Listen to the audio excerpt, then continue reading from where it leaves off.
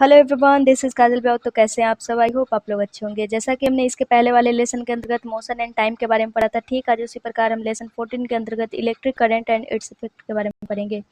Electric current and its effect करने का मतलब हुआ कि विद्युत धारा और इसका प्रभाव। You might have tried the game how study is your hand suggested in chapter 12 of class 6। If not you may try it out now. जैसा कि हम बहुत सारा खेल खेलते हैं जो हमारे हाथ के माध्यम से नहीं होता है, या इसके अलावा हमने क्लास 6 के चैप्टर 12 में पढ़ा था इलेक्ट्रिसिटी से रिलेटेड, यानी विद्युत से हमको कैसे बचना चाहिए या कैसे हम बहुत ही सावधानी पूर्वक उसका यूज करते हैं, इसके बारे में। इफ़ नॉट, यदि नहीं, you may try it out now, आप अभी इसको ट्राई कर सकते हैं। Paheli and Boojho had also set up game by connecting an electric circuit as suggested in class 6. They had lots of fun trying it out with their families and friends. पहली और बूझो दो कैरेक्टर दिए गए थे जिसमें उन्होंने इलेक्ट्रिक सर्किट को कनेक्ट करके बहुत सारे गेम का प्लान किया और उसको अपने फैमिली और दोस्तों के साथ खेलने का प्रयास किया। They enjoyed it so much and they decided to suggest it to cousin of theirs who stayed in different town. उन्होंने इसके अलावा डिसाइड किया और सजेशन दिया अपने कजिन्स जो डिफरेंट टाउन में रहते थे, अर्थात जैसे कि वो विलेज में रहे और उनसे दूर अगर कोई कजिन उनके टाउन में है तो उनको वो कॉल पे सजेस्ट कर सकते हैं कि हाँ आप भी ऐसा करो। तो so Paheli made a neat drawing showing how the various electric component were to be connected. तो पहली ने क्या सजेस्ट किया कि आप बहुत प्रकार के इलेक्ट्रिक कंपोनेंट करने का मतलब हुआ कि विद्युत से जुड़े हुए जो अवयव जो हम यूज करते हैं, जो पदार्थ यूज करते हैं, उसको आप कैसे कनेक्ट कर सकते हैं। जैसे कि यहाँ पे 14.1 चित्र में दिखाया गया कि कैसे उन्होंने अपने हैंड के माध्यम से वायर को कनेक्ट किया हुआ है और यहाँ पे कुछ की और किल्स का प्रयोग किया गया है यहाँ पे। Can you draw the circuit conveniently? It made Pujo wonder if there was an easier way to represent this electric component. क्या आप ऐसा सर्किट बना सकते हैं? पूजो ये चकित रहता है कि ये कैसा बना, लेकिन यहाँ पे ईजियर वे यानी एक आसान तरीका दिखाया गया है जिसको इलेक्ट्रिक कंपोनेंट को कनेक्ट करके कैसे ये रिप्रेजेंट किया गया है, ये यहाँ पे चित्र के माध्यम से देख सकते हैं। Symbols of electric component. Symbols of electric component करने का मतलब हुआ कि हम इलेक्ट्रिक कंपोनेंट जो यूज करते हैं, जैसे कि बल्ब है तो बल्ब के लिए हम क्या ऐसे बना देते हैं चित्र, सॉरी ऐसे होगा, और इधर से लाइटनिंग कर देते हैं अर्थात ये प्रकाश दे रहा है। ठीक उसी प्रकार अदर जो इक्विपमेंट होते हैं उसके लिए जो हम सिंबल का इस्तेमाल करते हैं उसी को बोला जाता है symbols of electric component. Some common electric component can be represented by symbols. जैसे कि बहुत सारे इलेक्ट्रिक कंपोनेंट होते हैं जो सिंबल्स के द्वारा रिप्रेजेंट किए जा सकते हैं, जो उनमें बहुत ही कॉमन होते हैं। यहाँ पे टेबल 14.1 दिया गया है। टेबल 14.1 यहाँ पे आप देख सकते हैं, कुछ सिंबल्स यहाँ पे दिए गए हैं। इलेक्ट्रिक सेल का कैसे होगा सिंबल, फिर इलेक्ट्रिक बल्ब का, जैसे कि अभी स्विच ऑन का पोजीशन क्या है, स्विच ऑफ का पोजीशन क्या है। Some electric component and their symbols are shown. कुछ इलेक्ट्रिक कंपोनेंट और उसके सिंबल्स दिखाए गए हैं। You may come in across different symbols for this component in different books. आप अलग अलग किताबों में अलग अलग सिंबल्स देख सकते हैं जो इलेक्ट्रिक कंपोनेंट से जुड़ा हुआ है। हाउएवर, हालांकि in this book we shall be using the symbols shown here. यहाँ पे इस पुस्तक में जो भी चित्र दिखाया गया है, जो भी सिंबल्स यहाँ पे दिखाए गए हैं, उसका यूज हम देखेंगे। Look at the symbols carefully. आप सावधानी पूर्वक उन सिंबल्स को देखें। In the symbol for the electric cell notice that there is a longer line and a shorter but thicker parallel line. यहाँ पे आप इलेक्ट्रिक सेल का सिंबल देखिएगा जिसमें नोटिस कीजिएगा कि एक लॉन्गर लाइन है और एक छोटा है, लेकिन कुछ समानांतर जो थोड़े थिक हैं या अर्थात मोटे हैं, उस प्रकार से वो चित्र बनाया गया है। Do you recall that an electric cell has a positive terminal and a negative terminal. एक इलेक्ट्रिक सेल में दो टर्मिनल पाए जाते हैं, एक होता है धनात्मक और एक होता है ऋणात्मक, जो आप उस सिंबल्स के माध्यम से देख सकते हैं। In the symbol of the electric cell the longer line represent the positive terminal and the thicker shorter line represent the negative terminal। यहाँ पे सिंबल में जो इलेक्ट्रिक सेल का जो सिंबल है, जो लॉन्गर लाइन है वो पॉजिटिव टर्मिनल को डिनोट करता है और जो थिकर शॉर्टर लाइन है वो नेगेटिव टर्मिनल को रिप्रेजेंट करता है। For a switch on position and off position are represented by symbols as shown. यहाँ पे कुछ और भी सिंबल्स दिखाए गए जो स्विच ऑन और स्विच ऑफ को रिप्रेजेंट करते हैं।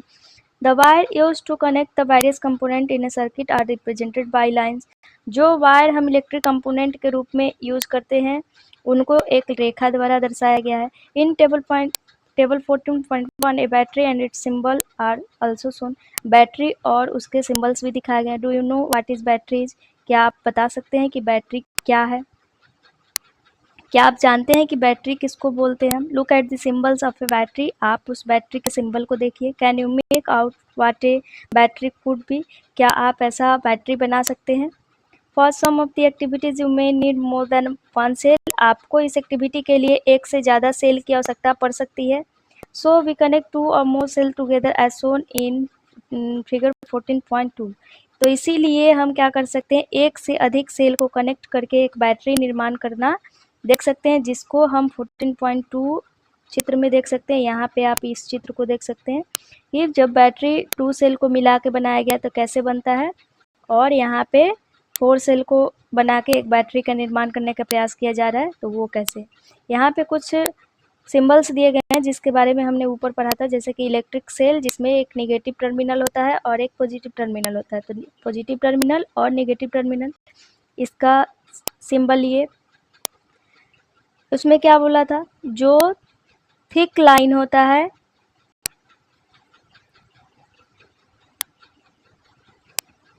थिक शॉर्टर लाइन, वो क्या दिखाएगा, नेगेटिव टर्मिनल को दिखाएगा। और जो लॉन्गर लाइन है वो किसको दिखाएगा, पॉजिटिव टर्मिनल को दिखाएगा। इलेक्ट्रिक बल्ब का सूचक क्या है, आप यहाँ पे देख सकते हैं। फिर इसके अलावा ये चित्र भी हम बना देते हैं। स्विच ऑन का पोजीशन यहाँ पे है, स्विच ऑफ का पोजीशन ऐसे चित्र बनाओ, फिर ऐसे। बैटरी का यहाँ पे देख सकते हैं, और वायर को एक लाइन के माध्यम से दर्शाया गया है।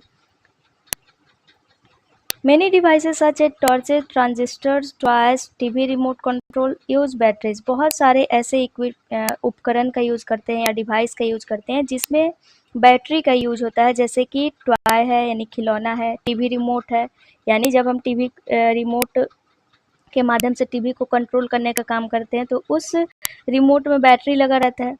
फिर ट्रांजिस्टर, फिर टॉर्च में भी बैटरी का इस्तेमाल होता है। हाउएवर, हालांकि in some of these devices the electric cell are not always placed one after the other as shown in figure 14.2। जैसे कि 14.2 में हमने चित्र में देखा कि इस प्रकार से ये बैटरी लगाए गए हैं। तो कभी कभी ऐसा होता है कि बहुत सारे इलेक्ट्रिक सेल में उसको हम रिप्लेस नहीं कर सकते हैं। जैसे कहने का मतलब हुआ कि एक बार वो खराब हो गया तो हम उसको रिप्लेस करके अदर चेंज नहीं कर सकते हैं। Sometimes the cell are placed side by side. कभी कभी ऐसा होता है कि उसको हम क्या कर सकते हैं, चेंज भी कर सकते हैं। Then how are the terminals of the cell connected. तो फिर ये टर्मिनल्स कैसे कनेक्ट माने जाते हैं। Look carefully inside the battery compartment of any device. आप किसी भी डिवाइस के बैटरी कंपार्टमेंट को देखिए जो अंदर लगा हुआ रहता है। There is usually a thick wire or a metal strip connecting the positive terminal of one cell to the negative terminal of the next cell.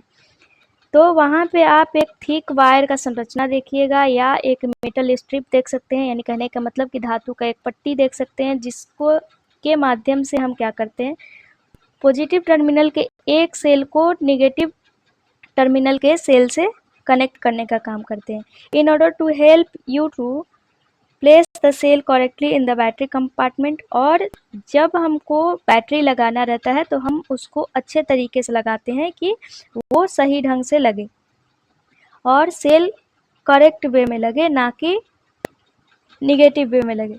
यानी कहने का मतलब हुआ कि पॉजिटिव और नेगेटिव सिंबल्स के अकॉर्डिंग देख के हम बैटरी लगाने का काम करते हैं। और वहाँ पे प्लस और माइनस का सिंबल पहले से ही लगा रहता है। How can be connect the cell to prepare batteries to for our activities. तो हम कैसे किसी भी सेल को कनेक्ट करके बैटरी बना लेते हैं किसी भी एक्टिविटी के लिए। You may make a cell holder as shown in figure 14.4।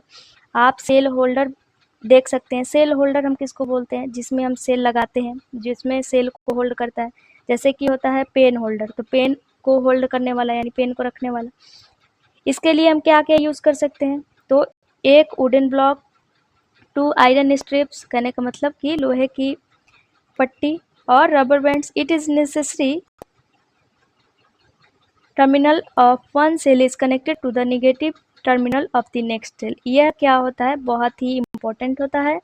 इसके अलावा जो टर्मिनल का एक सेल होता है वो नेगेटिव टर्मिनल जो दूसरा सेल रहता है उससे कनेक्ट रहता है। यहाँ पे आप चित्र देख सकते हैं, जैसे कि हम बैटरी लगाते हैं तो बैटरी ये देख के लगाते हैं। फिर यहाँ पे भी आप देख सकते हैं कि टॉर्च में कैसा लगता है। इसके अलावा connect a piece of wire each up to 2 metal clips on the cell holder as shown figure 14.5। इस प्रकार जैसे ये 14.5 चित्र दिया गया है, ठीक इसी प्रकार आप क्या कीजिए, इसमें सेल को कनेक्ट करने का काम कीजिए। Your battery is ready for use. उसके बाद जब ये लग जाता है, सेल हम जब लगा देते हैं उसको, उसके बाद वो बैटरी यूज करने लायक हो जाता है। यानी कहने का मतलब हुआ कि अगर टॉर्च में हम बैटरी का यूज नहीं करते हैं तो नहीं चलेगा। जब हम टॉर्च में बैटरी लगा देते हैं फिर बाद में वो रेडी हो जाता है जलने के लिए। ठीक वही प्रक्रिया यहाँ पे समझाने का ये बोल रहा है। The symbol use for representing A battery is shown in table 14.1। जैसे कि सिंबल जो हमने बैटरी के लिए यूज किया टेबल 14.1 में हमने देखा था, यहाँ पे आप देख सकते हैं ये सिंबल। इसके अलावा यहाँ पे कुछ एक्टिविटी दिया गया है। इसके अलावा आप सेल होल्डर, जब सेल होल्डर का अगर बात आता है तो अगर आपके पास सेल होल्डर नहीं है तो आप मार्केट से जाके खरीद सकते हैं, जिसमें आप 2 बैटरी सेल वाला भी यूज कर सकते हैं या उससे अधिक आपको इलेक्ट्रिक सेल लगाना है तो उसके थ्रू, मतलब जितना ज़रूरत है आपको उसके अकॉर्डिंग आप अपने अकॉर्डिंग खरीद सकते हैं। इसके अलावा अगर बात करें, यहाँ पे एक कैरेक्टर दिया गया है जैसे कि पहेली और बूझो है। Wonder whether the batteries used in tractors, trucks and inverters are also made from cell, then why is it called a battery? Can you help them to find the answer to this question? कहने का मतलब हुआ कि पहेली और बूझो जो है, हम जैसे कि यहाँ पे बोला हमने इलेक्ट्रिक सेल जैसे कि टॉर्च में इस्तेमाल किया तो ठीक, लेकिन बैटरी का यूज़ तो ट्रैक्टर में भी होता है, ट्रक में भी होता है, इन्वर्टर में भी होता है, जो कि सेल से ही बना रहता है। लेकिन फिर हम इसको बैटरी क्यों बोलते हैं? क्या आप इसके आंसर को फाइंड करने में मदद कर सकते हैं? जैसे कि आप जहाँ पे बैटरी बनता है वहाँ पे जाके देखिएगा कि बहुत सारा वो प्लेट लगा के वो बैटरी का निर्माण करते हैं।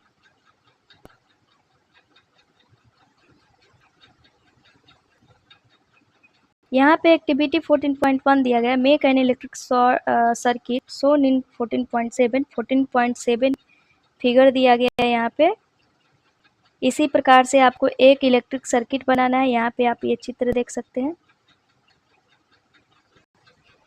You used a similar circuit in class 6 to make an electric bulb glow. Do you remember that the bulb glows only when the switch is in the on position? The bulb glows as soon as the switch is moved to the on position. Bulb कैसे जलता है? तो जाहिर सी बात है कि हम switch on करेंगे तब बल्ब जलेगा। तो सेम वही प्रक्रिया हमको यहाँ पे भी करना है। Copy the electric circuit in notebook, और आपको इलेक्ट्रिक सर्किट के बारे में इसको नोटबुक में लिखना है। Make also a circuit diagram on the circuit using symbols for the various electric components. आप जो भी इलेक्ट्रिक कंपोनेंट का इस्तेमाल करते हैं उसको आप सिंबल से डिनोट कीजिए। In your diagram similar to one shown in figure 14.8। इसके अलावा यहाँ पे आपका जो डायग्राम बनेगा, अगर आप चित्र के माध्यम से अर्थात सिंबल के माध्यम से अगर डिनोट करते हैं तो शायद आपका चित्र ऐसा बन सकता है। वो चीज़ यहाँ पे बताने का ये बोल रहा है। इसके अलावा 14.9 shows another circuit diagram. Is it identical to circuit diagram shown in figure 14.8? In which way is it different? यहाँ पे 14.9 में जो चित्र दिया गया है, तो यहाँ पे तो स्विच ऑन का पोजीशन, यहाँ पे स्विच ऑफ का पोजीशन, तो आप अलग अलग यहाँ पे डायग्राम, जैसे कि आपने बल्ब क्या किया, ऊपर लगाया, यहाँ पे दूसरा बच्चा क्या किया, बल्ब यहाँ पे दूसरा नीचे लगाया, तो जाहिर सी बात है कि चित्र आपका क्या हो सकता है, अलग अलग हो सकता है। तो ये डिनोट करने का यहाँ पे बता रहा है। Put the bulb go in the electric circuit. Recall the bulb goes only when the switch is in the on position and the electric circuit is closed. जैसे कि आपने देखा, जब हमने इलेक्ट्रिक सर्किट को क्या किया, ऑन किया, या सॉरी स्विच को ऑन किया, तो बल्ब क्या हुआ, ग्लो हुआ, अर्थात ये जला। लेकिन जब हमने क्या किया, ऑफ किया, तो ये बल्ब नहीं जला। आप इस चित्र के माध्यम से देख सकते हैं कि ये क्या दिखा रहा है कि स्विच ऑफ की प्रकृति, और यहाँ पे क्या दिखा रहा है, स्विच ऑन की प्रकृति। इसके अलावा अगर बात करें, notice that the key is switch can be placed anywhere in the circuit. When the switch is on position, the circuit from the positive terminal of the battery to negative terminal is complete. The circuit is then said to be closed and the current flows throughout the circuit instantly.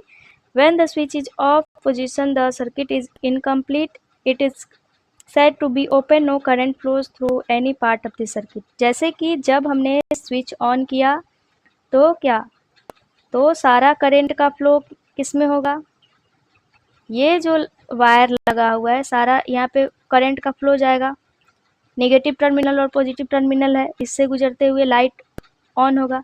इसके अलावा अगर हम switch off कर देते हैं तो यहाँ पे फ्लो बंद हो जाएगा। वायर में जब इलेक्ट्रिसिटी का प्रवाह नहीं होगा तो ये बल्ब नहीं जलेगा। तो ये चीज़ यहाँ पे बताने का ये प्रयास कर रहा है। In the bulb there is a thin wire called the filament. Bulb में एक थिन वायर का यूज़ करते हैं जिसको हम बोलते हैं फिलामेंट। ये पॉइंट आप नोट कर सकते हैं। Which glows when an electric current pass through it. ये ग्लो होता है जब इसके माध्यम से इलेक्ट्रिक करंट अर्थात विद्युत धारा का प्रवाह होता है।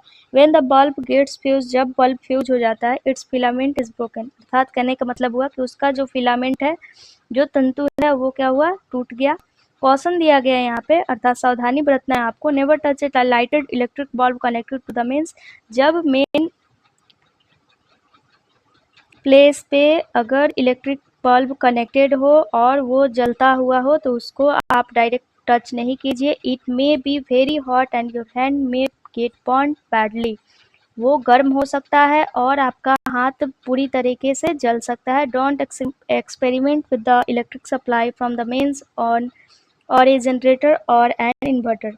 आप किसी भी इलेक्ट्रिक सप्लाई जिससे होता है, जो मेंस हुआ, चाहे जनरेटर हुआ या इन्वर्टर हुआ, आप उसके साथ एक्सपेरिमेंट डायरेक्टली ना करें। You may get an electric shock. आपको बिजली का झटका लग सकता है, अर्थात इलेक्ट्रिक शॉक लग सकता है। विच मे बी डेंजरस, जो कि घातक सिद्ध हो सकता है। Use only electric cell for all activities suggested है। यहाँ पे जितनी भी एक्टिविटियाँ की गई हैं, जो भी क्रियाकलाप यहाँ पे किए गए हैं, आप इसके लिए इलेक्ट्रिक सेल का ही इस्तेमाल कीजिए, जो कि छोटा बैटरी हम बोल सकते हैं उसको, जो थोड़ा कम घातक होता है। If the filament of the bulb is broken, जब किसी बल्ब का फिलामेंट टूट जाता है, would the circuit be complete, तो क्या सर्किट वो कंप्लीट हुआ। Would the bulb still glow, क्या वो बल्ब जलता ही रहता है। You might have notice that glowing electric bulb become warm, do you know why. तो आप क्या देखते हैं कि जो आपका बिजली से जलता हुआ बल्ब है वो गर्म हो चुका है। आप जानते हैं ऐसा क्यों। तो जाहिर सी बात है कि जब इलेक्ट्रिक का प्रवाह होता है तो हीट जनरेट भी होता है, तो इसीलिए वो हमको वार्म महसूस होता है। जैसे कि आप रेड वाला बल्ब देख सकते हैं। इसके अलावा यहाँ पे कुछ दिया गया है, heating effect of electric current. Heating effect of current, electric current का कहने का मतलब क्या हुआ, विद्युत धारा का उष्मीय प्रभाव, अर्थात विद्युत में उष्मा का प्रभाव क्या पड़ता है, इसके बारे में पढ़ेंगे। एक्टिविटी 14.2 में दिया गया, टेक एन इलेक्ट्रिक सेल। एक आप इलेक्ट्रिक सेल लीजिए, बल्ब ले सकते हैं जो कि वायर से कनेक्ट हो और स्विच भी हो उसके उसमें। और जैसे 14.9 चित्र में आपको एक चित्र दिया गया है,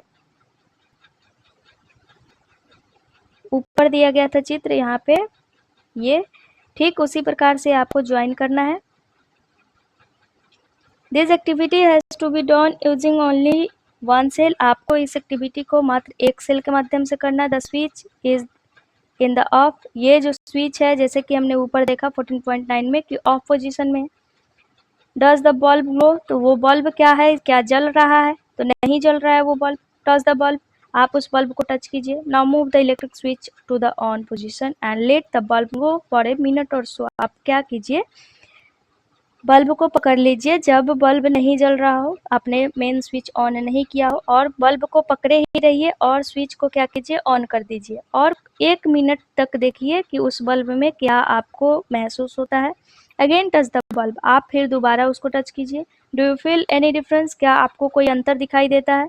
after moving the switch back two of position touch the bulb again, जब फिर आप क्या कीजिए 1-2 मिनट के बाद फिर ऑफ कर दीजिए स्विच को और उस बल्ब को अगेन टच करके देखिए कि उसमें क्या परिवर्तन आता है। एक्टिविटी 14.3 दिया गया है, आप देखिएगा, make a circuit as shown in figure 14.10। यहाँ पे 14.10 चित्र दिया गया है।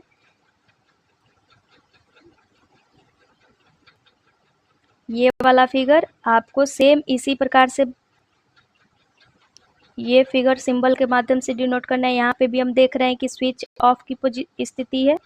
इसके अलावा अगर बात करें तो take out 10 centimetre long piece of nichrome wire and tie it between the nails. आप क्या कीजिए कि नाइक्रोम का तार लीजिए, 10 सेंटीमीटर लॉन्ग टुकड़ा हो और उसको बांधिए। You can get nichrome wire from an electric repair shop and you can use a piece of discarded coil of an electric heater। कहने का मतलब हुआ कि आप जो नाइक्रोम वायर है आप एक इलेक्ट्रिक रिपेयर शॉप यानी जहाँ पे विद्युत से जुड़ा हुआ कोई भी अगर स्थिति आती है और उसका मरम्मत करने का काम किया जाता है, वहाँ पे कुछ टुकड़े आपको मिल जाएंगे जिसके माध्यम से आप इसको इलेक्ट्रिक हीटर में प्रयोग कर सकते हैं। टच द वायर, उसके बाद आप उसको टच करने का प्रयास कीजिए। Now switch on the current in the circuit by moving switch to the on position. आप उसको थोड़ा समय के लिए स्विच ऑन कीजिए और टच करके देखिए। After a few second touch the wire, आप कुछ समय बाद देखिएगा जब आप वायर को टच करते हैं। Don't hold it for a long time, आप इसको यहाँ पे देखिए कॉशन दिया गया है, सावधानी पूर्वक इसको करना है। आपको लंबे समय तक वायर को नहीं पकड़े रहना है, नहीं तो करंट लग सकता है, आपको इलेक्ट्रिक शॉक की स्थिति आ सकती है और आपको हानि पहुंच सकता है। स्विच ऑफ द करंट, आप क्या कीजिए फिर स्विच ऑफ कर दीजिए। Touch the wire again after a few minutes, कुछ समय बाद उस वायर को टच करके देखिए कि उसमें उष्मा की स्थिति यहाँ पे बताने का प्रयास कर रहा है। कॉशन, यहाँ पे कुछ सावधानी दिया गया, don't keep the switch in the on position for a long time otherwise the cell may be weak very quickly.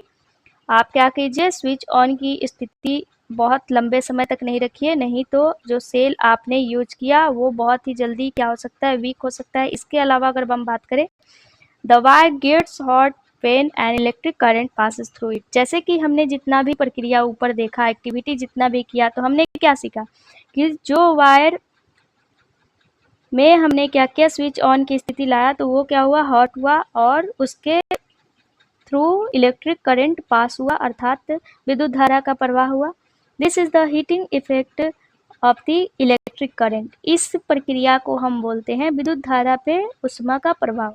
Can you think of any electric appliances where the heating effect of the electric current is used, make a list of such appliances। कहने का मतलब हुआ कि क्या आप कुछ ऐसे विद्युत उपकरण के बारे में सोच सकते हैं जिसके माध्यम से हीट जनरेट होता हो और आप विद्युत धारा के माध्यम से उसको यूज करते हो। आप ऐसे अगर उपकरण इस्तेमाल करते हैं तो उसका लिस्ट बनाइए। जैसे कि यहाँ पे हीटर दिखाया गया है, you might have seen an electric room heater और an electric heater use for cooking. जैसे कि आपने इलेक्ट्रिक हीटर देखा होगा जिसको कुकिंग में इस्तेमाल होता है, या रूम हीटर भी देखा होगा। All this contain a coil of wire, इसमें बहुत सारे तारों की संरचना होती है। This coil of wire is called an element. इन जो कॉइल लगे रहते हैं, इन तारों के कॉइल को हम क्या बोलते हैं, एलिमेंट बोलते हैं। You may have notice that when this appliances are switched on, जब हम नोटिस करते हैं ये कि जो भी उपकरण का इस्तेमाल कर रहे हैं अगर स्विच ऑन की स्थिति रहती है, after connecting to the electric supply, अर्थात जब हम उसमें इलेक्ट्रिक का सप्लाई दे देते हैं यानी इलेक्ट्रिक से कनेक्ट कर देते हैं, the elements become red hot and give out heat. वो एलिमेंट क्या होते हैं, रेड हो जाते हैं और तप्त हो जाते हैं और उससे उष्मा भी बाहर निकलती है। जैसे कि रेड बल्ब आपने देखा होगा कि जब हम हीट उसमें प्रवाहित करते हैं तो ये क्या हो जाता है, तप्त होने लगता है, दीप्त दिखाई देता है, अर्थात उसमें उस प्रकाश दिखाई देता है और थोड़े समय बाद वो रेड हो जाता है और चारों तरफ फिर रेड। और जब हम इलेक्ट्रिक सप्लाई बंद कर देते हैं और उस बल्ब को जब हम निकालने का प्रयास करते हैं तो वो बहुत ही ज़्यादा अधिक गर्म रहता है। The amount of heat produced in a wire depends on its material's length and thickness. जो हीट प्रोड्यूस होने का अमाउंट है, जो मात्रा है, वो उसके मटेरियल लेंथ और थिकनेस पे डिपेंड करता है। इस प्रकार फॉर डिफरेंट रिक्वायरमेंट्स, अर्थात अलग अलग रिक्वायरमेंट्स के लिए, यानी जो भी हमको आवश्यक है, जिसमें भी हमको यूज करना है, उस स्थिति में the wires of different materials and different length and thickness are use.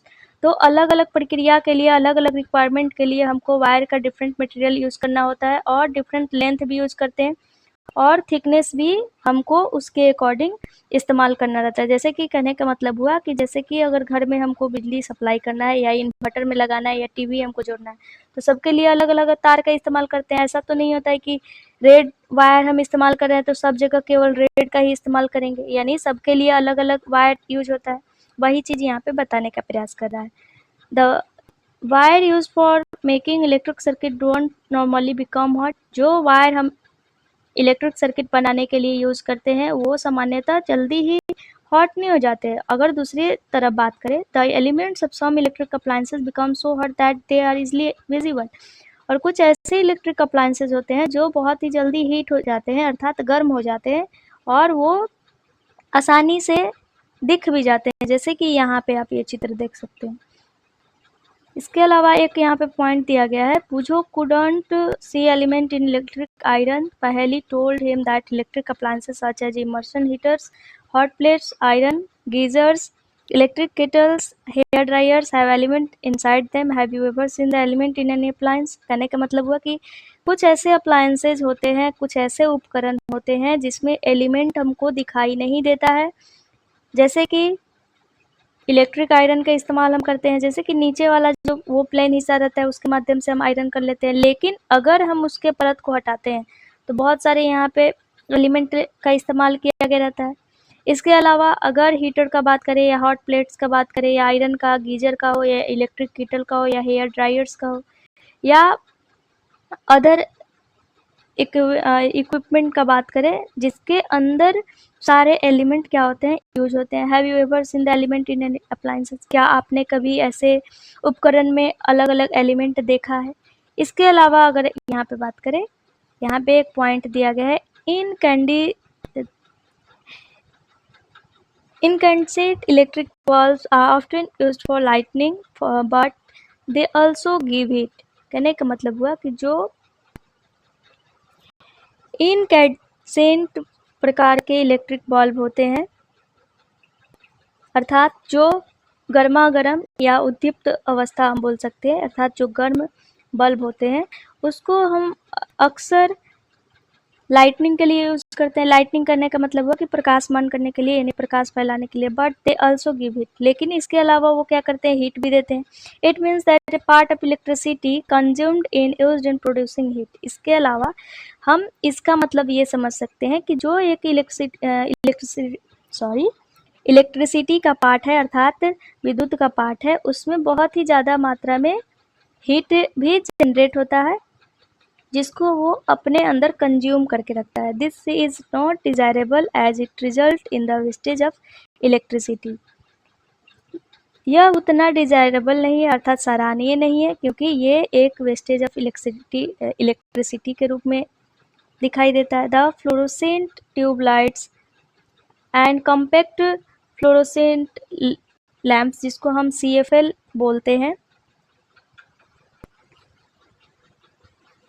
Are better electricity efficient lightning source. अगर हम पर्याप्त प्रकाशमान स्रोत का बात करें, अर्थात प्रकाश को प्रसार करने का अगर स्रोत का बात करें, तो जो प्रदीप्त लाइट का इस्तेमाल करते हैं या अलग अलग CFL अर्थात लैंप का इस्तेमाल करते हैं, वो भी एक सफिशिएंट मात्रा में हमको लाइटिंग देते हैं, अर्थात वो एक सोर्स हुए। Nowadays अभी के दिनों में the use of light emitting diode, जिसको हम एलईडी बोलते हैं, बल्ब्स इज इंक्रीजिंग। अभी के दिनों में हमने एलईडी बल्ब का इस्तेमाल बहुत ही ज़्यादा किया है, अर्थात इसकी संख्या में वृद्धि हो गई है। For producing a given intensity of light, LED bulbs consume less electricity as compare to incandescent bulbs और फ्लोरोसेंट ट्यूब्स और सीएफएल्स।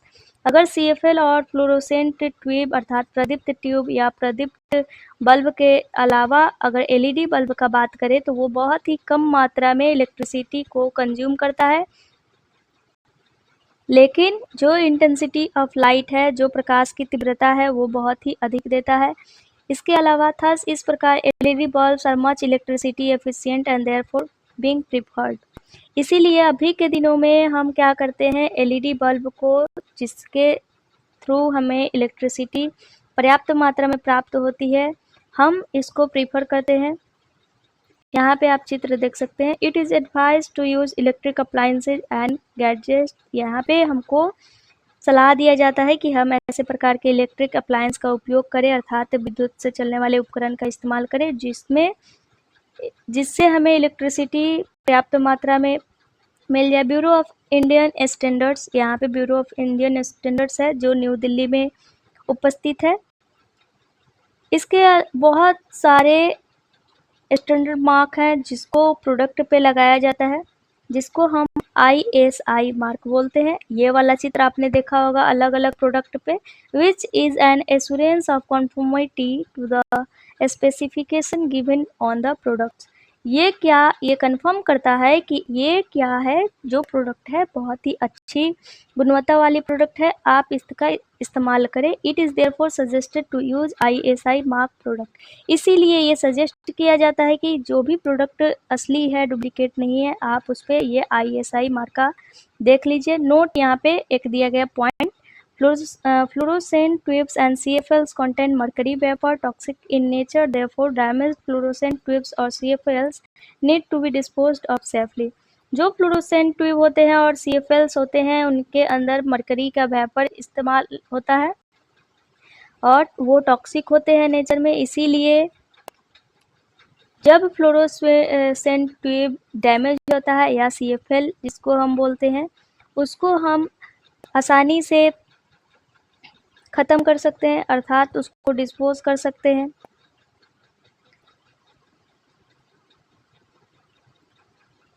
यहाँ पे आप देख सकते हैं फ्यूज यूजिंग इन बिल्डिंग, जो फ्यूज का इस्तेमाल हम करते हैं बिल्डिंग्स में, आप इसको देख सकते हैं। यहाँ पे इलेक्ट्रिक अप्लायंस में जो फ्यूज यूज होता है, इसको भी चित्र के माध्यम से देख सकते हैं। And electric bulbs gets heated to such a high temperature that it start glowing.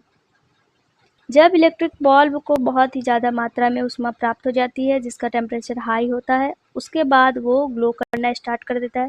If a large current passes through a wire, जब लार्ज मात्रा में करंट वायर के थ्रू पास होता है, वायर में become so hot that it may be melt on break.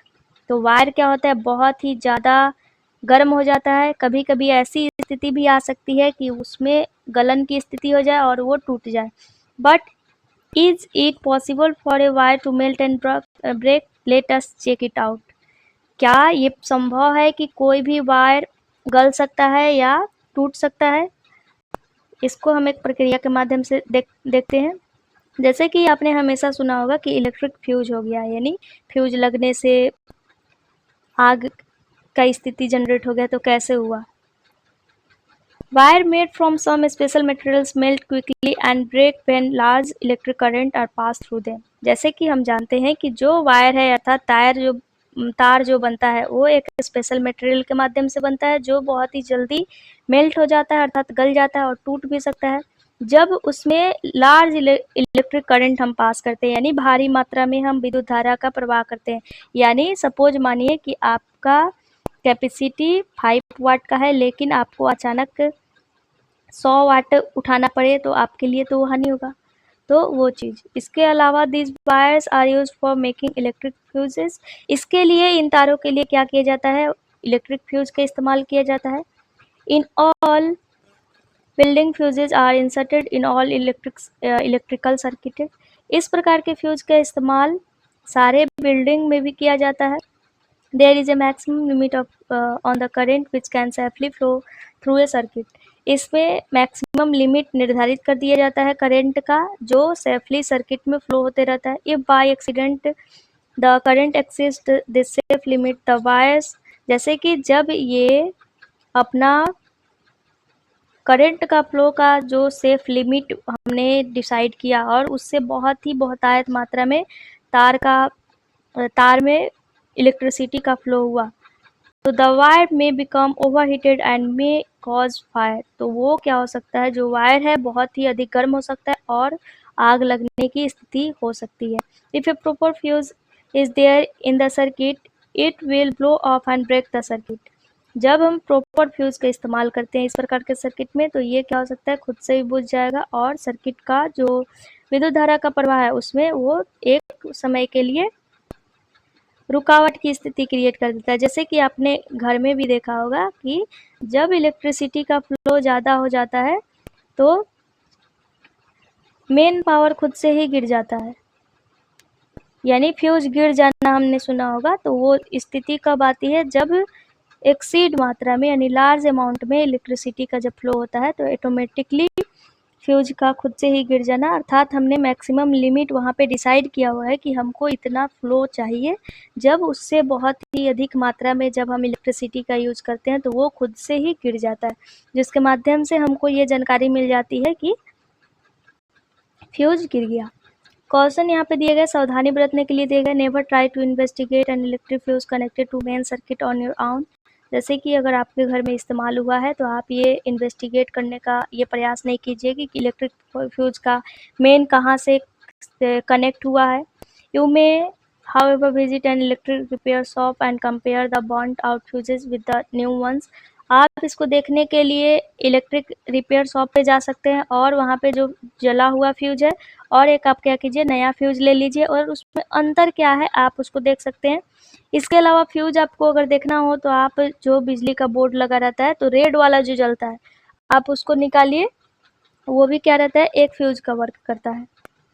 One reason for excessive current in electric circuit is the direct touching of wires. एक कारण और है जब excessive current अर्थात ज़्यादा मात्रा में करंट का फ्लो होता है इलेक्ट्रिकल सर्किट में, तो कहने का मतलब हुआ कि हमने क्या किया, वायर को डायरेक्ट टच किया. This may happen if the insulation on the fire has come off due to wear and tear. ये कब होता है, जब वायर में एक इंसुलेशन का हम यूज करते हैं. इंसुलेशन करने का मतलब हुआ कि एक ताप अवरोधन का इस्तेमाल करते हैं, यानी वो ताप को रोके जिसके माध्यम से वो ज़्यादा उसमें क्षति ना हो. This may cause A short circuit. इसके माध्यम से शॉर्ट सर्किट भी हो सकता है. अनदर रीजन, दूसरा अगर रीजन का बात करें, जब एक्सेसिव करंट का फ्लो होता है और उससे अगर बहुत सारे डिवाइसेस कनेक्ट है और एक सिंगल सॉकेट से बहुत सारे अगर डिवाइस कनेक्टेड है, this may cause overload and the circuit. तो सर्किट पे बहुत ही ज़्यादा लोड पड़ सकता है. You might have read reports in newspaper about fires caused by short circuit and overload. जैसे कि आपने न्यूज़पेपर या टीवी रिपोर्ट्स में देखा होगा या टीवी में अक्सर सुनते हुए सुना होगा कि शॉर्ट सर्किट हो गया या बिजली का ज़्यादा मात्रा हुआ तो आग लग गया या इनके इतना हानि हो गया. A fuse is thus a safety device. तो ये फ्यूज क्या है, एक बहुत ही सेफ्टी वाला डिवाइस है, अर्थात सुरक्षात्मक हम बोल सकते हैं. एक उपकरण है जिसका यूज हम अलग अलग इलेक्ट्रिक सर्किट और जो पॉसिबल्स फायर, कहने का मतलब हुआ कि आग लगने की जो स्थिति होती है उससे बचने के लिए किया जाता है उस फ्यूज का इस्तेमाल. Fuses of different kinds are used for different purpose. Fuse के बहुत ही अलग अलग प्रकार होते हैं जिसका हम अलग अलग कार्यों के लिए इस्तेमाल करते हैं. जैसे कि 14.14 में चित्र में दिया गया है, आप यहाँ पे ये चित्र देख सकते हैं. ये वाला फ्यूज, ये वाला चित्र देख सकते हैं. इसके अलावा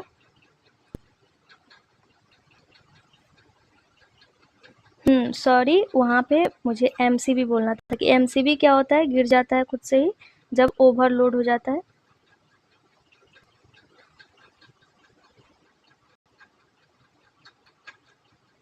(14.14) में दिया गया source fuses used in our houses. Fuses shown in figure 14.15 are generally used in electrical appliances, जैसे कि 14.14 और 14.15।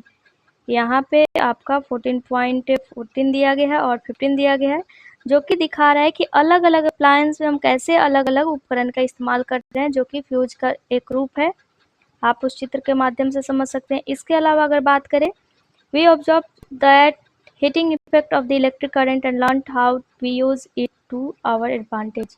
कहने का मतलब हुआ कि हमने क्या ऑब्जर्व किया कि इलेक्ट्रिक करंट पे हीटिंग इफेक्ट का क्या प्रभाव पड़ा, और हमने ये भी सीखा कि इसके एडवांटेज क्या है। और does the electric current have other effect also, इसके अलावा और भी इलेक्ट्रिक करंट के अलग अलग इफेक्ट नज़र आते हैं देखने में, उसके बारे में हम पढ़ेंगे।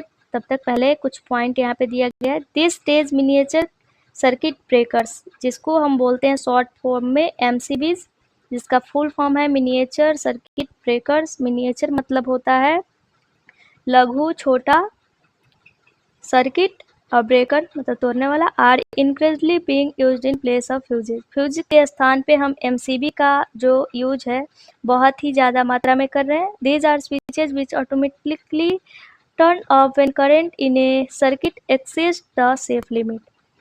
तो ये क्या होता है, ऑटोमेटिकली गिर जाता है जब इलेक्ट्रिक सर्किट का फ्लो बहुत ही ज़्यादा मात्रा में हो जाता है। जैसे कि हमने बोला कि हमने डिसाइड किया मैक्सिमम लिमिट 5 वाट, लेकिन हो गया 100 वाट, तो वो क्या हुआ, ऑटोमेटिक गिर गया। तो हमको पता चल जाता है कि एमसीबी गिर गया है और करंट का फ्लो है जो है एक्सीड मात्रा में हो रहा है, अर्थात लार्ज मात्रा में हो रहा है, अर्थात ज़्यादा मात्रा में हो रहा है। You turn them on and the circuit is once again complete. और आप क्या करते हैं, जब इसको आप एक बार फिर ऑन करते हैं तो आप सर्किट के एक बार की प्रक्रिया कंप्लीट होने का और भी देख सकते हैं। Look for ISI mark on MCB also, आप एमसीबी पे भी उपस्थित आईएसआई मार्का को आप यहाँ पे देख सकते हैं, यहाँ पे पीछे लगा हुआ है। क्वेश्चन दिया गया, always use proper fuses which have been specified for particular applications carrying ISI mark. आप क्या कीजिए, जब प्रॉपर फ्यूज का इस्तेमाल करते हैं तो हमेशा आप उसी चीज़ का इस्तेमाल करें, उसी एप्लीकेशंस का इस्तेमाल करें जिस पे आईएसआई मार्का का इस्तेमाल हो। Never use just any wire or strip of metal is place of a fuse. आप किसी भी प्रकार का वायर या स्ट्रिप का इस्तेमाल जो धातु से बना हो फ्यूज के स्थान पे ना करें। यहाँ पे कुछ इफेक्ट दिया गया अदर, जैसे कि हमने पढ़ा कि heating effect of electric current यानी विद्युत धारा का उसमें प्रभाव, उसी प्रकार हम यहाँ पे फिर पढ़ेंगे magnetic effect of electric current यानी विद्युत धारा का चुंबकीय प्रभाव क्या पड़ता है, अर्थात इसमें चुंबक का भी गुण पाया जाता है क्या, इसके बारे में हम पढ़ेंगे। आप यहाँ पे चित्र देख सकते हैं, effect of A current on A compass needle. Compass needle पे कैसे ये इफेक्ट पड़ा हुआ है। यहाँ पे 14.17 ये चित्र 14.17 होगा। ये चित्र आप ध्यान में रखिए क्योंकि नीचे ये इसके बारे में ये आएगा। यहाँ पे एक ये प्लेस देख सकते हैं, यहाँ पे बल्ब लगा हुआ है, स्विच ऑफ है और प्लस माइनस का नेगेटिव टर्मिनल और पॉजिटिव टर्मिनल उपस्थित है। Wire a few times around the cardboard tray, place a small compass needle inside it. Now connect the free ends of this wire to an electric cell through a switch as shown in figure 14.7. 14.17 चित्र में जो भी आपने इस्तेमाल किया है electric component का, ठीक उसी प्रकार आपको इस्तेमाल करके ऐसा बनाना है। इसके अलावा note the direction in which the compass needle is pointing, और आपको नोट करना है कि जब आप इलेक्ट्रिक का फ्लो करते हैं तो ये जो कंपास का नीडल है कि कैसे फ्लो करता है, इसमें क्या परिवर्तन आता है, इस प्रकार ये सोचना है। Bring a bar magnet near the compass needle, और आप क्या कीजिए, एक बार मैग्नेट लाइए उस कंपास नीडल के नज़दीक। ऑब्जर्व व्हाट हैपेंस, आप देखिए कि उसके बाद क्या होता है। उसके बाद now watching the compass needle carefully, उसके बाद आप उस कंपास नीडल को ध्यानपूर्वक देखिए। Move the switch to the on position, आप फिर क्या कीजिए, स्विच को ऑन कीजिए। यहाँ पे एक वैज्ञानिक दिए गए हैं, हेंस क्रिश्चियन ओस्टर नाम है इनका, जिनका जन्म हुआ था 1777 और इनका लास्ट टाइम है 1851। What do you observe? आपने क्या ऑब्जर्व किया जब स्विच ऑन हुआ? Does the compass needle reflect? क्या उसमें नीडल डिफ्लेक्शन की स्थिति आई? नीडल डिफ्लेक्ट होना करने का मतलब हुआ कि वो विक्षेपित हुआ, अर्थात वो अपने स्थान से मुड़ा या इधर उधर मूवमेंट हुआ, move the switch back to the off position, फिर क्या कीजिए आप ऑफ पोजिशन में कीजिए।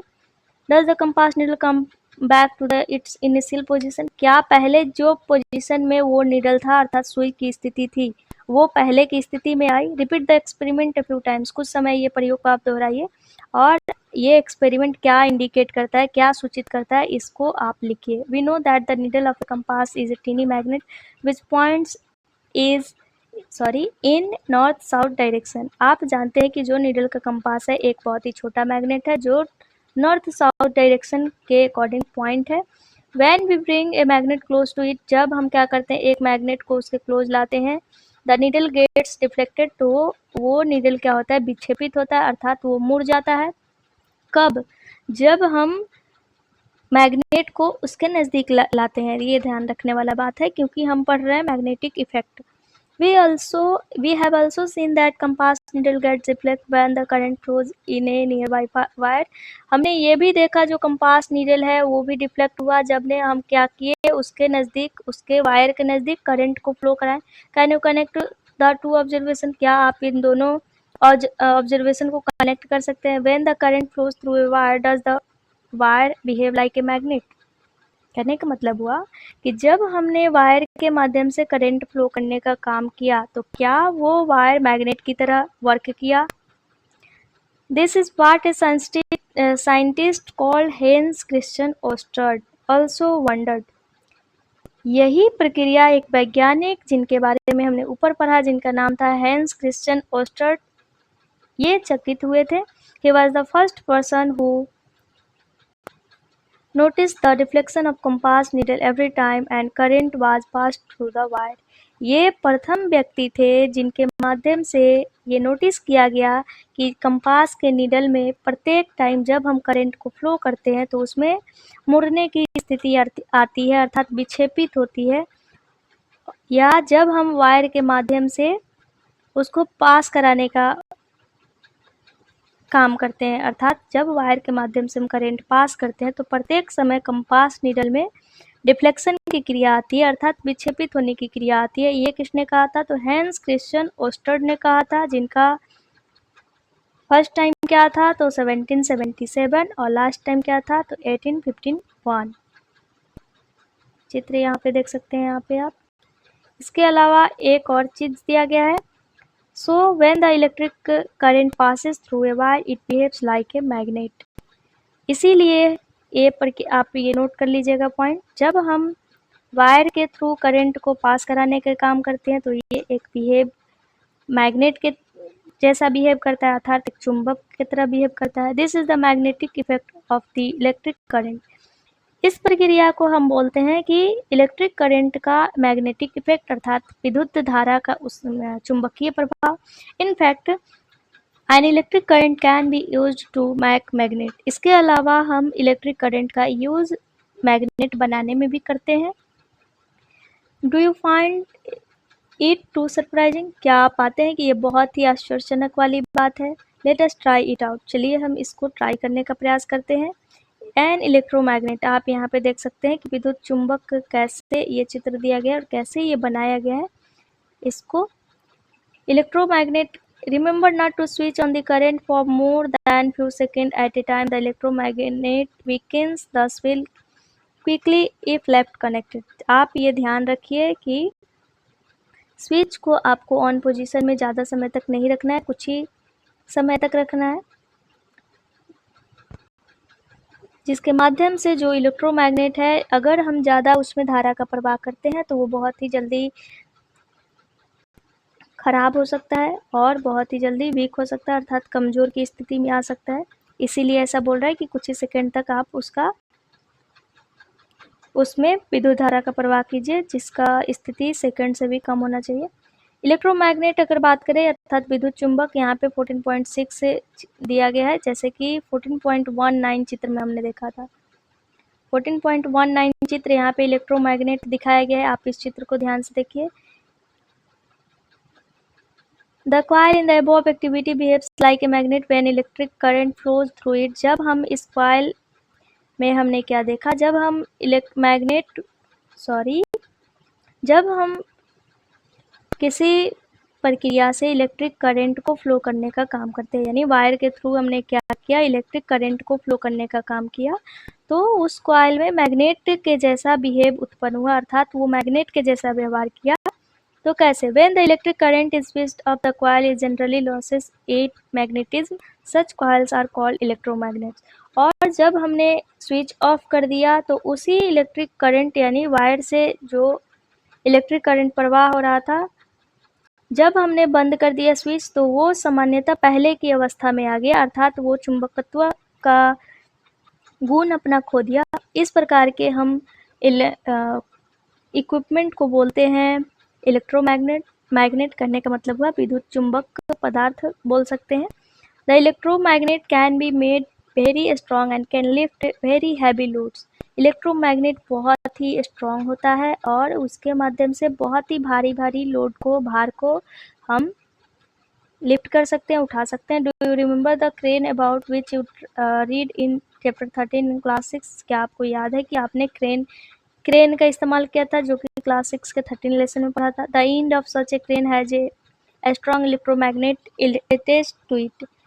जो क्रेन का एंड था वहाँ पे स्ट्रॉन्ग इलेक्ट्रोमैग्नेट का यूज किया गया था जो उससे जुड़ा हुआ था। The electromagnet are also use to separate magnetic material from the junk. Junk में जो भी मैग्नेटिक मटेरियल का यूज होता है उसको सेपरेट करने के लिए हम इलेक्ट्रोमैग्नेट का इस्तेमाल करते हैं। यहाँ पे आपसे अगर क्वेश्चन पूछता है कि what is the use of electromagnet, तो हम ये बोल सकते हैं कि it is used to separate magnetic material from the junk.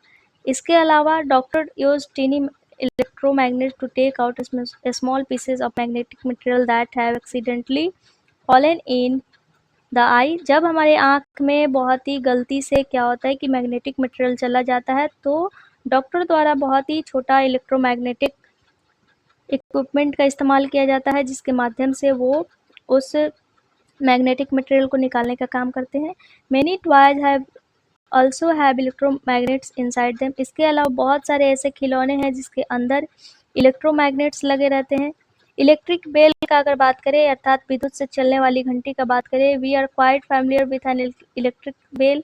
हम इलेक्ट्रिक बेल के बारे में जानते होंगे। जैसे कि हम नॉर्मल अगर देखें किसी के घर के आगे वो इलेक्ट्रिक बेल लगा रहता है, हम बजाते हैं, आगे वाला आदमी आ जाता है। ये क्या है? इसमें एक इलेक्ट्रोमैग्नेट लगा रहता है। Let us see how it work. चलिए हम देखते हैं कि ये कैसे काम करता है। जैसे कि आपने नॉर्मल घंटी देखा होगा, साइकिल का जो घंटी होता है हम लोग बजाते हैं, उसमें फ्रिक्शन होता है फिर वो बजने लगता है। ठीक उसी प्रकार इलेक्ट्रिक बेल का स्थिति हम समझ सकते हैं। 14.20 यहाँ पे चित्र दिया गया है, आप ये देख सकते हैं circuit of an electric bell कैसे ये वर्क करता है। यहाँ पे ये जो टन टन बजने वाला है, यहाँ पे गोल सा संरचना दिया गया है।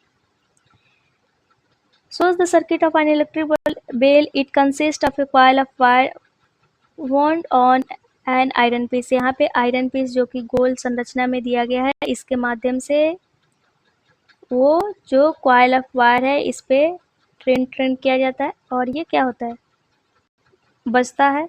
The coil acts as an electromagnet. और ये जो कॉइल है इलेक्ट्रोमैग्नेट के जैसा बिहेव करता है। An iron strip with A hammer at one end is kept close to the electromagnet।